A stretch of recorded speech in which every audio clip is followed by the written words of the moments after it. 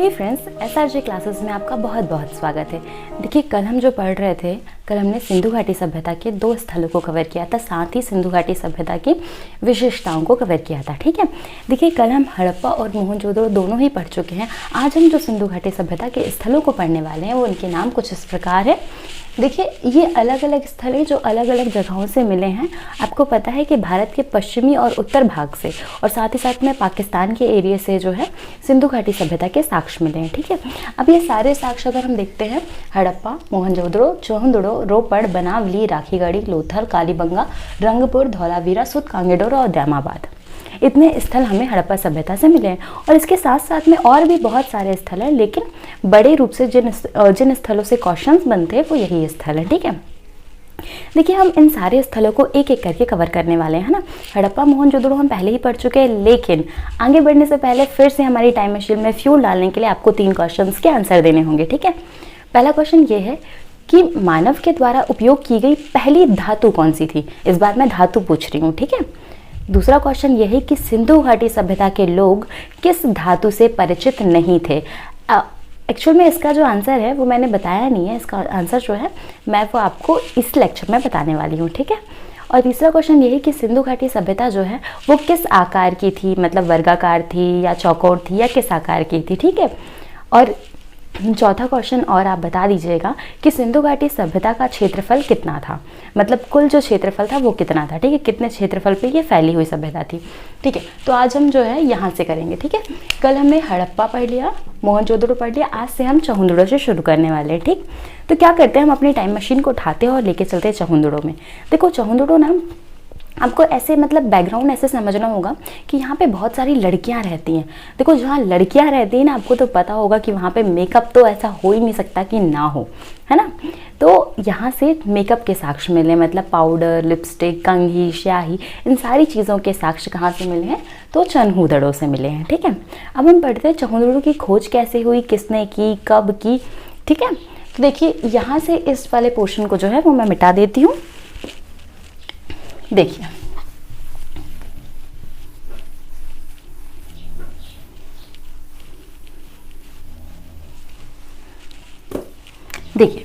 चौहंदड़ो। ठीक है, देखो सबसे पहले क्या है, चौहंदड़ो की खोज वर्ष 1931 में किसके द्वारा की गई, तो गोपाल मजूमदार के द्वारा चौहंदड़ो की खोज की गई। ठीक है, गोपाल मजूमदार के द्वारा चौहंदड़ो की खोज की गई। वर्ष था 1931। कहाँ की जाएगी, सिंपल सी बात है, मैंने बताया कि अभी जो हम भाग पढ़ रहे हैं ये पाकिस्तान वाला भाग है ना, तो चौहंदड़ो की खोज भी पाकिस्तान में की गई। सिंध प्रांत पाकिस्तान में चौहंदड़ो की खोज की गई। ठीक है, देखिए सिंधु सभ्यता के जितने भी नगर थे ना, वो सारे नगर कुछ इस प्रकार थे। ये देखिए छोटे छोटे घर बने हुए हैं, इन घरों को एक बड़े से दुर्ग से कवर किया जाता था। मतलब छोटे छोटे जो नगर बसे हुए थे ना, उन नगरों के आजू बाजू में पूरे आकार में एक बड़ी सी दीवार बनाई जाती थी, एक बड़ा सा दुर्ग बनाया जाता था, जिससे कि ये जो नगर है ये सुरक्षित रह सके। परंतु चौहंदड़ो में जो ये लाइन है, मतलब ये जो दुर्ग है ये नहीं मिला है। इसका मतलब कि दुर्ग रहित शहर कौन सा या दुर्ग रहित नगर कौन सा, तो वो चौहंदड़ो आएगा। ठीक है, इसके बाद हम चौहंदड़ो में क्या देखते हैं, क्योंकि बहुत ज़्यादा स्त्रियां यहाँ रहती थी, इसलिए मेकअप के साक्ष्य कहाँ से मिले, तो चौहंदड़ो से मिले। साथ ही साथ में हमने देखा, अच्छा आप सभी लोग ने देखा होगा, जब हमारे घर में लेंटर होते हैं या हमारे घर में कहीं पे फर्श होता है, तो जब फर्श कच्चा रहता है, जब सीमेंट अच्छे से पक नहीं पाती और उतने टाइम अगर हम उसमें से चल के चले जाएं या हम उसमें कुछ लिख दें या किसी प्रकार का उसमें निशान पड़ जाए, तो वो निशान हमेशा के लिए वैसा ही रहता है ना। तो सेम एज इट इज़ क्या हुआ चौहंदड़ो में, मान के चलिए कि किसी ने घर को लीपा होगा, घर को गोबर से या चूने से लीपा जाता है ना। तो जब घर को लीपा होगा उसके बाद एक बार बिल्ली गई और बिल्ली के जस्ट बाद में जो है वो कुत्ता गया, है ना। तो इस प्रकार से बिल्ली के पैरों का पीछा करते हुए कुत्ते के पैरों के निशान कहाँ मिलते हैं, तो यहाँ पे चौहंदड़ो से प्राप्त होते हैं। ठीक है, इसके साथ साथ में जहाँ पे लड़कियाँ रहती है ना, वहाँ पे अलंकृत चीज़ें बहुत ज़्यादा मिलती है, मतलब आर्टिस्टिक चीज़ें बहुत ज़्यादा मिलती है ना। तो चौहंदड़ो से जो मनके प्राप्त हुए, मतलब जो मिट्टी के बर्तन प्राप्त हुए, उन सारे बर्तनों में डिज़ाइन बनी हुई है, मतलब अलंकृत मनके कहाँ से मिले हैं, तो चौहंदड़ो से मिले हैं। इसके साथ साथ में हम देखते हैं कि चौहंदड़ो से एक मुद्रा प्राप्त हुई है और उस मुद्रा में 3 घड़ियाल और 2 मछली, घड़ियाल मतलब मगरमच्छ और 2 मछलियों का अंकन है। मतलब एक ऐसी मुद्रा जिसमें 3 घड़ियाल, 3 मगरमच्छ बने हैं और 2 मछलियां बनी हुई है। ठीक है, तो चौंदड़ो खत्म होता है हमारा, है ना। इसके बाद हम देखते हैं रोपड़। देखिए रोपड़ पढ़ने से पहले क्या है, रोपड़ ना बहुत छोटा सा है, बहुत इजी सा, आपको ऐसे ही याद हो जाएगा। देखो हमको याद रखना शर्मा जी रोपड़े, कौन रोपड़ा, तो शर्मा जी रोपड़े, है ना, शर्मा जी रोपड़े। देखो रोपड़ की खोज यज्ञदत्त शर्मा के द्वारा की गई। और रोपड़े देखिए, एक आपने अपने घर में कभी कोई जानवर पाला हो तो ज़्यादातर हम देखते हैं कि जो कुत्ते होते हैं ना, उनका स्वभाव मानव के साथ बहुत ज़्यादा घुल मिल जाते हैं वो मानव से, है ना। डॉग्स जो होते हैं, कुछ लोग बहुत ज़्यादा डॉग्स लवर भी होते हैं ना, तो उसी प्रकार जिस प्रकार से हम अपने कुत्ते से प्यार करते हैं वैसे ही वो कुत्ता भी हमसे प्यार करता है। आप अभी आपने प्रेजेंट में एक इंसिडेंट देखा होगा सुशांत सिंह जी का। सुशांत सिंह जी की डेथ के बाद में जो उनका कुत्ता था वो उनकी फ़ोटो को देखकर रो रहा था। तो ऐसे ही जो मार्मिक हमको देखने के लिए मिलता है, मार्मिक दृश्य, वो यहाँ पे रोपड़ में भी है। जैसे कि हमने पुरापाषाण काल के टाइम में देखा, मध्य पाषाण काल के टाइम में जब हमने देखा था कि आदमगढ़ होशंगाबाद से कुत्ते को साथ में दफनाने के साक्ष्य मिले हैं, सेम वैसे ही साक्ष्य जो हैं वो हमें रोपड़ से भी प्राप्त हुए हैं। रोपड़ से मानव के साथ ही कुत्ते को भी दफनाने के साक्ष्य मिले हैं। ठीक है, यहाँ तक की बात समझ में आई। चौंदड़ हो गया, रोपड़ हो गया, है ना। अब देखो बनावली। बनावली नाम से कैसा लग रहा है, बनावली यार, बहुत ही बनावट वाली चीज़ें होंगी यहाँ पे, बहुत ही बनी बनी, मतलब एकदम अच्छी अच्छी चीज़ें मिलेंगी, है ना। लेकिन ऐसा बिल्कुल भी नहीं है। देखो बनावली सिंधु सभ्यता की सबसे बकवास जगह थी, तो गलती से सिंधु सभ्यता में आ गई। ठीक है, बनावली जो है, बनावली में ना आपको नालियाँ मिली, ना आपको सीधी सड़कें मिली, ना आपको अच्छे से घर मिले। मतलब टेढ़ी मेढ़ी सड़कें कहाँ हैं, तो बनावली में है। ठीक है, नालियाँ नहीं मिली हैं, तो यहाँ पे घरों का जो पानी का निस्तार था ना, वो गड्ढों के द्वारा किया जाता था। तो यहाँ पे नालियाँ नहीं मिली, इसका मतलब ये सबसे बकवास जो स्थल रहा वो बनावली रहा है। ठीक है, आपको ऐसे सिर्फ याद रखना है। साथ ही साथ में अगर हम देखें तो जो हमारा ये बनावली है, बनावली से एक चीज़ इंपॉर्टेंट मिली है, वो है टेराकोटा का हल। अच्छा, हल तो समझ में आता है ना, अब ये टेराकोटा क्या होती है। देखो सिंधु घाटी सभ्यता या पुराने जो समय में जो मिट्टी को पकाया जाता था ना, तो पकी मिट्टी से जो भी चीज़ें बनाई जाती थी उन्हें टेराकोटा कहा जाता था। ठीक, तो टेराकोटा का हल कहाँ से मिला है, तो बनावली से मिला है। ठीक, यहाँ तक की बातें क्लियर है। अब हम इन दोनों चीज़ों को लिख लेते हैं, है ना।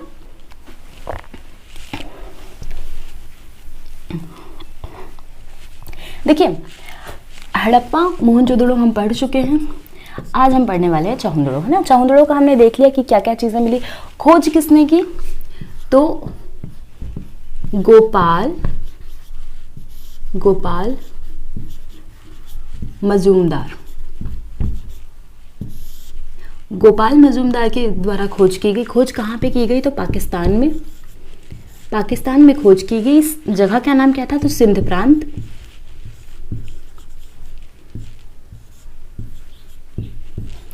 सिंध प्रांत पाकिस्तान में चौंदड़ों की खोज की गई। और जब हम साक्ष्य की बात करते हैं तो साक्ष्य में क्या क्या मिले हैं, तो साक्ष्य में क्या क्या पढ़ा। पहली बात तो ये दुर्ग रहित है, दुर्ग रहित नगर। इसका मतलब कि यहाँ पे दुर्ग नहीं था। मतलब सिंधु घाटी सभ्यता में सारे स्थल जो है वो दुर्ग से कवर होते थे सुरक्षा की दृष्टि से, परंतु ये औद्योगिक नगर होने के कारण दुर्ग रहित नगर है। ठीक है, साथ ही साथ में हमने देखा कि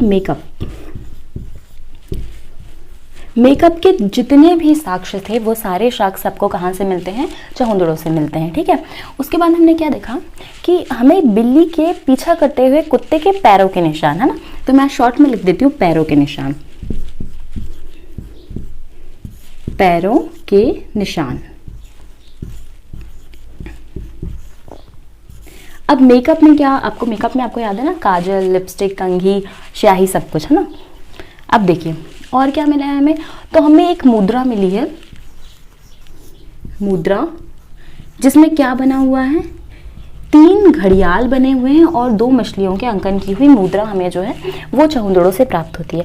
अच्छा, एक बात आपको यहाँ पे और याद रखनी है, जब हम मुद्रा पढ़ रहे होते हैं ना, तो मुद्रा में आपको एक और चीज़ याद रखनी है कि सिंधु सभ्यता से जो मुद्रा सबसे ज़्यादा मिली है उसमें एक श्रृंगी पशु बना हुआ है।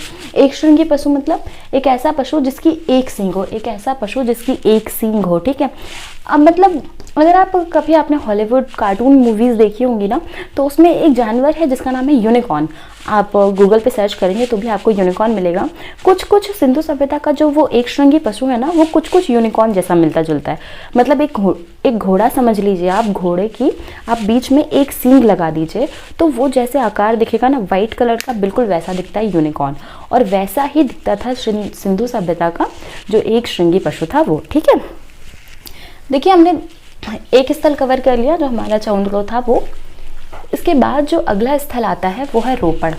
देखिए रोपड़ बहुत ज़्यादा इजी है, हमने पढ़ा शर्मा जी रोपड़े, है ना। देखिए रोपड़, शर्मा जी रो पड़े। देखिए शर्मा जी रो पड़े, शर्मा से आ गया यज्ञदत्त शर्मा के द्वारा खोजा गया, रोपड़ से रोपड़। ठीक है, और रो पड़े यार हमने भी बताया कि यहाँ पे क्या, देखो रोपड़ से हमें नॉर्मली याद रहेगा एक ही साक्ष्य है कि कुत्ते को साथ में दफनाने के साक्ष्य यहाँ से मिले हुए हैं। ठीक है, इसके बाद हमारे ये चारों स्थल कवर हो गए रोपड़ तक। ठीक है, अब आते हैं बनावली में।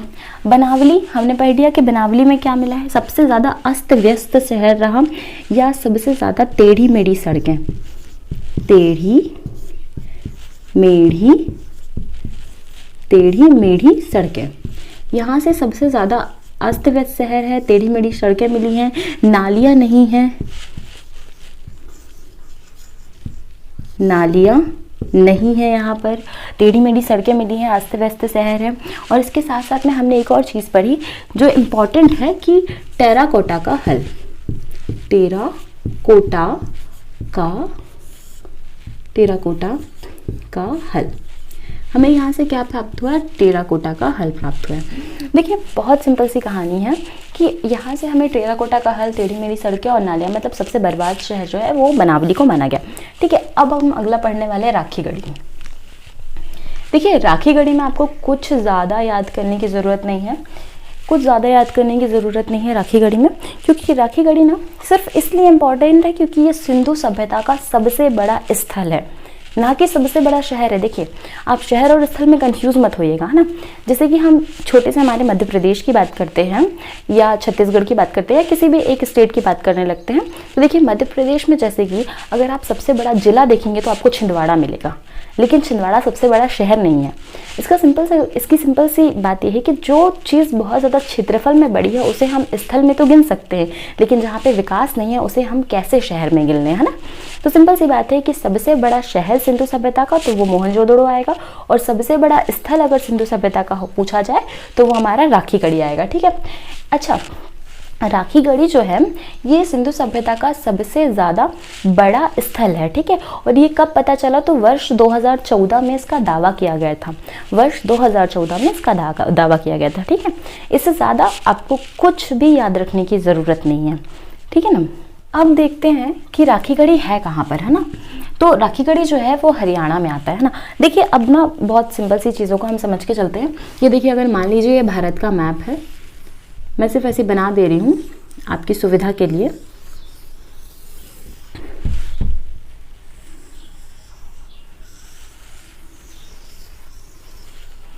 देखिए हम मान के चलते हैं कि भारत का जो मैप है इसके इस तरफ, मतलब ये उत्तरी भाग हो गया, ये पश्चिमी भाग हो गया, ये पूर्वी भाग हो गया और ये दक्षिणी भाग हो गया ना। मतलब उत्तर पश्चिम की ओर में भारत के सिंधु घाटी सभ्यता विकसित हुई। ठीक है, अब ये सभ्यता कहाँ कहाँ रही है ना, हम ऊपर से नीचे की तरफ आ रहे थे। देखो हमने यहाँ पे हड़प्पा देख लिया, यहाँ मोहनजोदड़ो देखा, यहाँ पे चौंदड़ो देखा। ठीक है, इसके पास में जब हम भारत के पास आते हैं तो यहाँ पे जो है, यहाँ पे हमें राखीगढ़ी दिखाई देता है। फिर उसके ऊपर हम देखते हैं रोपड़, हमको रोपड़ पंजाब में दिखाई देता है। उसके बाद जब हम और नीचे आते हैं तो हमको यहाँ पे लोथल, गुजरात के पास में हमको लोथल, कालीबंगा और ऐसे बहुत बहुत अलग अलग टाइप के स्थल दिखाई देते हैं। ठीक है, तो हम अब पाकिस्तान से बाहर आ गए हैं, चौंदड़ो तक हम पाकिस्तान में थे, ये तीनों स्थल जो हैं वो पाकिस्तान में। इसके बाद रोपड़ जो है वो पंजाब में, बनावली हरियाणा में और राखीगढ़ी भी हरियाणा में ही है। ठीक है, अब हम भारत में आते हैं।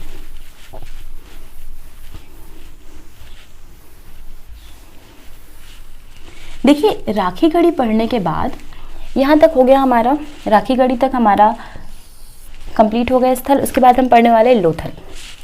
देखिए लोथल जो है ना, जब हम लोथल पढ़ते हैं तो देखिए लोथल जो है ना वो सिंधु घाटी सभ्यता का एक बहुत ही बड़ा बंदरगाह माना जाता था और एक बहुत बड़ा व्यापारिक केंद्र माना जाता था। लोथल में आपने देखा होगा गुजराती जो होते हैं ना वो व्यापार के लिए बहुत ज़्यादा जाने जाते हैं। तो गुजरात में है लोथल और व्यापार के लिए गुजराती बहुत ज़्यादा जाने जाते हैं। तो हमें फैक्ट से याद रखना है कि यहाँ से हाथी दांत का व्यापार होता था। और व्यापार कहाँ पे होता था? तो सीधे सीधे ईरान में या फारस में होता था, वर्तमान की ईरान में, और पहले उसे फारस कहा जाता था। तो फारस में जो है लोथल का सीधे सीधे व्यापार होता था ना। तो व्यापार होता था तो सिंपल सी बात है, अगर हमने यहाँ से कोई चीज़ दी तो वहाँ से हमें मुद्रा भी मिलेगी। तो फारस की मुद्रा कहाँ से देखने मिली? तो हमें लोथल से जो है वो फारस की मुद्रा देखने मिली। ठीक है, लोथल जो है ना बहुत बड़ा स्थल था और बहुत बड़ा बंदरगाह था, ऊपर से व्यापारिक क्षेत्र भी रहा है। तो लोथल के बारे में कुछ ज़्यादा फैक्ट है ना, तो हमें आराम से उन चीज़ों को समझ के चलना है। देखिए लोथल,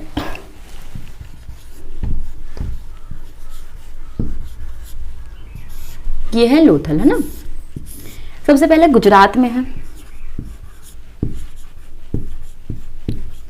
खोज किसके द्वारा की गई?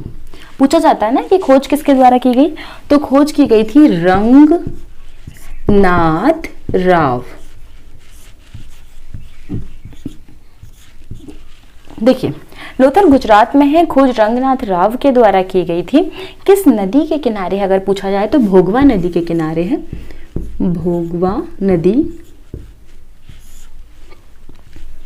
कौन सी नदी है? भोगवा नदी के किनारे है। और इसके साथ ही साथ में हम देखते हैं कि लोथल से क्या क्या साक्ष्य प्राप्त हुए। तो देखिए अगर हम साक्ष्य की बात करें तो देखिए एक सिंपल सी बात आप ऐसे सोच के चलिए कि जो गुजराती होते हैं ना, देखिए हमें ना चीज़ों को समझना है। ठीक है, तो हम एक इंसान को किसी भी एक चीज़ को जो केंद्र में रखते हैं उसके बाद सारी चीज़ों को याद करेंगे। ठीक है, सबसे पहली बात गुजराती हमने केंद्र में रख लिया क्योंकि लोथल गुजरात में है। गुजरात की किस जगह में? अहमदाबाद में भोगवा नदी के किनारे रंगनाथ राव के द्वारा खोजा गया। ठीक, अब गुजराती लोग जो होते हैं वो व्यापार में बहुत ज़्यादा होते हैं और इतनी मीठी मीठी बातें करते हैं ना, इतनी प्रेम से बातें करते हैं, तो हमें लगता है कि यार उनकी बातें ही सुनते रहे, है ना।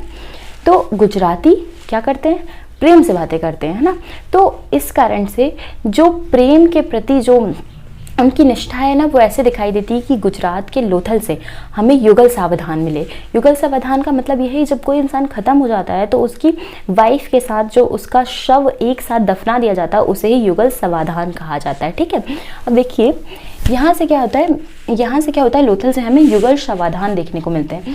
साथ ही साथ में हमने देखा कि गुजरातियों का व्यापार बहुत ज़्यादा अच्छा होता है। तो ईरान की या फारस की जो मुद्रा है वो यहाँ से प्राप्त हुई। और व्यापार किस चीज़ का करते थे? तो हाथी दांत का व्यापार करते थे। साथ ही साथ में लोथल जो था वो एक बंदरगाह था।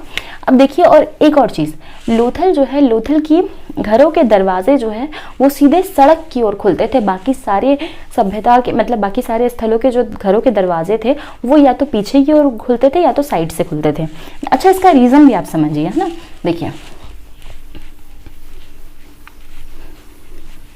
देखिए सिंपल सी बात है, आप समझिए। ये मान लीजिए ये घर है ना, ये घर है और ये आइट साइड में रोड है। ठीक, अगर आप देखिए, अगर ये रोड है, अगर दरवाजे यहाँ इस साइड खुलेंगे तो यहाँ से जो ट्रैफिक या यहाँ से जो गाड़ियाँ आ रही है इन्हें फ़र्क पड़ता था, इन्हें दिक्कत होती। तो इसलिए सिंधु घाटी सभ्यता के जो दरवाजे थे वो सारे के सारे इस साइड पीछे की ओर से खुलते थे या तो फिर किनारे से खुलते थे। ठीक है, मतलब सामने की ओर से नहीं खुलते थे, है ना। लेकिन लोथल के जो दरवाजे थे वो सीधे सीधे मुख्य सड़क की ओर खुलते थे, जिसका मुख्य कारण सिर्फ इतना था क्योंकि लोथल एक व्यापारिक नगर था या औद्योगिक नगर था। इसका मतलब यह है कि यहाँ से जो बड़ी बड़ी गाड़ियों में जो सामान लाद के ले जाना होता था, लेके जाने के लिए यहाँ पीछे से अगर हम सामान रखेंगे ना तो बहुत ज़्यादा मेहनत लगेगी, बहुत ज़्यादा श्रम लगेगा। इस कारण से सीधे डायरेक्ट क्या करते थे, यहाँ से दरवाजे रखते थे, यहाँ से सीधे सीधे सामान निकाला, गाड़ी में सामान भरा और ये गाड़ी यहाँ से बाहर, है ना। ये बात समझ में आई? ठीक, अब देखिए लोथल से क्या क्या साक्ष्य मिले, ये हमारा कवर हो गया, है ना। एक बार हम बाकी सारी चीज़ों को जितना भी हमने अभी तक पढ़ा उन सबको हम एक बार रिवाइज ज़रूर करेंगे। ठीक है, आप ये मत सोचिएगा कि मैम आगे ही पढ़ाते जा रही हैं, हम धीरे धीरे उनको रिवाइज भी करते जाएंगे। ठीक है, एक बार हम इन सबको कवर भी करेंगे। देखिए अब जो अगला है ना वो है कालीबंगा, है ना। कालीबंगा की जो ट्रिक है ना वो बहुत अजीब सी है, आप प्लीज़ इसे घर में ट्राई मत कीजिएगा। देखिए कालीबंगा के बारे में अगर हम पढ़ते हैं तो कालीबंगा का अर्थ ही होता है कि काली चूड़ियाँ। ठीक है, तो कालीबंगा की खोज किसके द्वारा की गई? तो अगर खोज की बात अगर हम करें खोज किसके द्वारा की गई? तो दो व्यक्तियों के नाम आते हैं।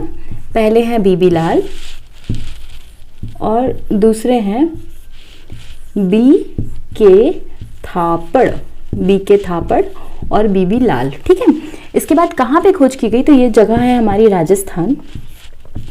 राजस्थान ये भी भारत में ही स्थित है। कालीबंगन जो है वो भी भारत में स्थित है। राजस्थान में इसकी खोज की गई बी के थापड़ और बीबी लाल के द्वारा। इसके बाद अगर हम देखते हैं कि यहाँ से क्या क्या चीज़ें हमको प्राप्त हुई है ना, तो देखिए आपको पता है ये अगर नाम में अगर आपको कंफ्यूजन हो रहा हो तो एक छोटी सी ट्रिक है, बट प्लीज़ आप इसे घर पे ट्राई मत कीजिएगा, है ना। ये ट्रिक है कि काली बीबी अगर चूड़ियाँ मांगे, काली बीबी देखिए कालीबंगन तो काली बीबी अगर चूड़ी मांगे तो एक झापड़ दीजिए कि बीबी लाल हो जाए। एक झापड़, एक देखिए एक हम ऐसे लिखते हैं ना, एक के एक, है ना, एक झापड़ मतलब थापड़ दीजिए कि बीबी लाल हो जाए, बीबी लाल हो जाए। ठीक है, प्लीज़ इसे घर पे ट्राई मत कीजिएगा वरना आपको कितने झापड़ पड़ेंगे ये मैं नहीं जानती। ठीक है, देखिए तो कालीबंगन, कालीबंगन, कालीबंगन बीबी लाल बी के थापड़ के द्वारा खोजा गया। राजस्थान में खोजा गया, राजस्थान के हनुमानगढ़ में खोजा गया। साक्ष्य की बात करते हैं तो यहाँ से क्या क्या साक्ष्य मिले? देखिए पहली बात हो गई कि बीवी की बात हो रही है, इसका मतलब यहाँ पे महिलाएं बहुत ज़्यादा होंगी, है ना। और महिलाएं बहुत ज़्यादा होती है ना जिस जगह में, वहाँ पे आप देखिएगा कर्मकांड बहुत ज़्यादा होते हैं। इसका मतलब पूजा पाठ यज्ञ ये सारी महिलाएं ना बहुत ज़्यादा करती हैं। तो यहाँ से अग्निकुंड मिले हैं, वेदिकाएँ मिली हैं, यज्ञ की वेदियाँ मिली हैं, कर्मकांड के साक्ष्य मिले हैं। साथ ही साथ में कालीबंगन से साथ ही साथ में हमको और क्या चीज़ें मिली हैं? तो देखिए हम लिखते जाते हैं यहाँ पर कि कालीबंगन से लकड़ी की नालियाँ और अलंकृत ईंटें भी मिली हैं। उसके बाद देखिए अब हम यहाँ पे साक्ष्य लिख लेते हैं कि साक्ष्य हमें क्या क्या मिले हैं। तो जब साक्ष्यों की बात की जाती है ना, तो कालीबंगन से जो साक्ष्य प्राप्त हुए उन साक्ष्यों में अगर आप देखें तो सबसे पहला साक्ष्य क्या मिला है हमें?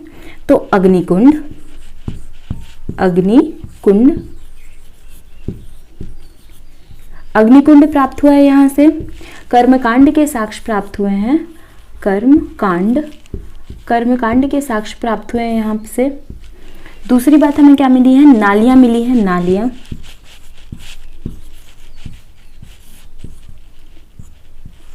नालियां मिली। नालियां किस चीज की थी? तो नालियां बनी थी लकड़ी की। उसके साथ में सबसे ज्यादा इंपॉर्टेंट काली चूड़ियां मिली हैं जिसके कारण ही इसका नाम कालीबंगा है। तो काली चूड़ियां, काली चूड़ियां मिली हैं जिसके कारण से इसका नाम कालीबंगा है। साथ ही साथ में लकड़ी की नालियां और अग्निकुंड, कर्मकांड और यज्ञ वेदिकाएं, यज्ञ और वेदिकाएं कालीबंगन से प्राप्त हुई हैं। ठीक है, खोज बीबी लाल और बी के थापड़ के द्वारा की गई थी। राजस्थान हनुमानगढ़ में इसकी खोज की गई है और साक्ष्य ये सारे मिले हैं। ठीक है, फिर अगला जो हमारा स्थल आता है वो है रंगपुर।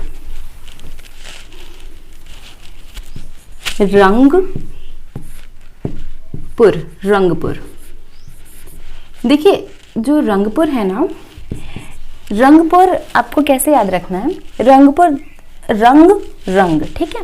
खोज किसने की? रंगनाथ राव, रंगनाथ राव। अच्छा, रंगनाथ राव वही हैं जिन्होंने गुजरात में लोथल की खोज की। और रंगपुर जो है ये भी गुजरात में ही खोजा गया और जगह बिल्कुल सेम अहमदाबाद। गुजरात अहमदाबाद में रंगनाथ राव के द्वारा रंगपुर की खोज की गई। यहाँ से धान की भूसी के साक्ष्य मिले हैं। काय के साक्ष्य मिले हैं? तो धान की भूसी के साक्ष्य मिले हैं। ठीक है, हम लिख लेते हैं कि यहाँ से किस किस चीज़ के? तो धान की भूसी के साक्ष्य मिले हैं। और साथ ही साथ में कच्ची ईंटों से बना दुर्ग मिला है। देखिए सिंधु घाटी सभ्यता में जितने भी दुर्ग बने हुए मिले थे ना, जितने भी महल बने हुए मिले थे या घर बने हुए थे, वो सारे के सारे पक्की ईंटों से मिले बने थे, है ना। इसलिए क्वेश्चन ये तो नहीं पूछेगा कि पक्की ईंटों से बना दुर्ग कहाँ मिला है, पूछेगा कि कच्ची ईंटों से बना दुर्ग कहाँ मिला है। तो कच्ची ईंटों से बना जो दुर्ग है वो यहाँ से मिला है ना। धान की भूसी मिली है, धान की भूसी मिली है। और साथ ही साथ में प्लस में अगर आप देखें तो दुर्ग, जो कि किस चीज से? तो कच्ची ईंटों से बना दुर्ग मिला है ना। देखिए हमने सारे स्थल कवर कर लिए अब, और अगर कोई स्थल बचा भी होगा तो आज के लिए बहुत ज़्यादा हो जाएगा, इसलिए आज हम उसको कवर नहीं करेंगे, हम उसको कल कवर करेंगे, जो भी स्थल 1 या 2 स्थल ही बचे होंगे अब। और फिर इसके बाद कल हम सिंधु घाटी सभ्यता की विशेषताएं पढ़ेंगे जो कि धार्मिक विशेषताएं भी हैं और जो सामाजिक विशेषताएं हैं वो भी पढ़ेंगे, और सिंधु घाटी सभ्यता के पतन का कारण पढ़ेंगे। ठीक है, अब आज के लिए क्या करते हैं, हम जितना भी हमने पढ़ा है उसको हम एक ब्रॉड वे में समझने की कोशिश करते हैं, एक बार आसानी से समझते हैं उसको। ठीक है, देखिए अब क्या होता है, देखिए कल हमने पढ़ लिया था हड़प्पा और मोहनजोदड़ो, आज हमने चहुंदड़ो पढ़ा। चहुंदड़ो से क्या क्या चीज़ें मिली, हम सिर्फ इतना याद कर रहे थे कि हमको क्या क्या चीज़ें मिली, है ना। चहुंदड़ो से सबसे पहले तो हमको मेकअप के साक्ष्य मिले, है ना, काजल, लिपस्टिक, कंघी, स्याही, ये सारे साक्ष्य कहाँ से मिले, तो चहुंदड़ो से मिले। इसके साथ साथ में दुर्ग रहित नगर था, वो एक औद्योगिक नगर था। इसके साथ साथ में हमने क्या देखा कि उससे महिलाओं के, मतलब महिलाओं के जो मनका बनता है, मनके के अलंकृत मनके के साक्ष्य मिले। मुद्रा मिली जिसमें 3 घड़ियाल और 2 मछलियों का अंकन था। साथ ही साथ में और क्या चीजें मिली, बिल्ली का पीछा करते हुए कुत्ते के पैरों के निशान। ठीक है, फिर देखते हैं रोपड़। रोपड़ की ट्रिक क्या थी हमारी, शर्मा जी रोपड़े। खोज किसने की, यज्ञदत्त शर्मा ने की। रोपड़ से क्या मिला है, रोपड़ से कहाँ पर है, पंजाब में है, और क्या मिला है, तो मानव के साथ कुत्ते को साथ में दफनाने के साक्ष्य जो है वो रोपड़ से मिले हैं। ठीक है, उसके बाद हम थोड़ा नीचे आते हैं, हमको मिलता है राखी गढ़ी। राखी गढ़ी में क्या पढ़ना इंपॉर्टेंट था, राखी गढ़ी कहाँ पर है, तो हरियाणा में है राखी गढ़ी। क्या मिला है राखी गढ़ी से, तो कुछ ऐसा खास नहीं मिला है, सिर्फ इतना याद रखना है कि सिंधु घाटी सभ्यता का सबसे बड़ा स्थल जो है वो राखी गढ़ी है। फिर उसके बाद हम और नीचे आते हैं थोड़ा सा, हरियाणा में भी एक और जगह है जिसका नाम है बनावली। बनावली लग रहा है कि बनावट की बहुत ज़्यादा बनी बनी चीज़ें होंगी, परंतु वहाँ पे कोई भी बनी चीज़ नहीं मिलती और सबसे ज़्यादा बेकार चीज़ें मिलती हैं। टेढ़ी मेढ़ी सड़कें मिलती है, अव्यवस्थित नगर मिलता है, नालियाँ नहीं होती उस नगर में, और टेराकोटा का हल मिलता है। कहाँ से, बनावली से। ठीक है, उसके बाद हम पढ़ते हैं लोथल, जो कि सिंधु सभ्यता का एक बड़ा बंदरगाह रहा, बड़ा व्यापारिक नगर रहा। हाथी दांत के साक्ष्य मिलते हैं, युगल समाधान मिलते हैं। उसके साथ साथ में हमने पढ़ा कि लोथल से और क्या चीज़ें मिलती हैं, तो फारस की मुद्रा मिली जिसे वर्तमान में ईरान कहा जाता है, और बस। ठीक है, इसके बाद अगला हम आते हैं, लोथल कंप्लीट हो गया हमारा, फिर आते हैं धौलावीरा। धौलावीरा से क्या मिले, तो धौलावीरा में कोई ज़्यादा इंपॉर्टेंट चीज़ें हैं नहीं। फिर आते हैं रंगपुर। रंगपुर की खोज रंगनाथ राव के द्वारा की गई, गुजरात अहमदाबाद में इसे खोजा गया। धान की भूसी के साक्ष्य और कच्ची ईंटों से बना दुर्ग प्राप्त हुआ है। ठीक, और क्या पढ़ा हमने, तो और हमने पढ़ा कालीबंगन, है ना। कालीबंगन का नामकरण ही काली चूड़ियों के आधार पर हुआ था। यहाँ से क्या क्या चीज़ें मिली, तो पहली बात तो काली चूड़ियाँ, महिलाओं की अधिकता होने के कारण कर्मकांड, वेदिकाएं, यज्ञ आदि सभी चीज़ें कहाँ से, कालीबंगन से प्राप्त हुई।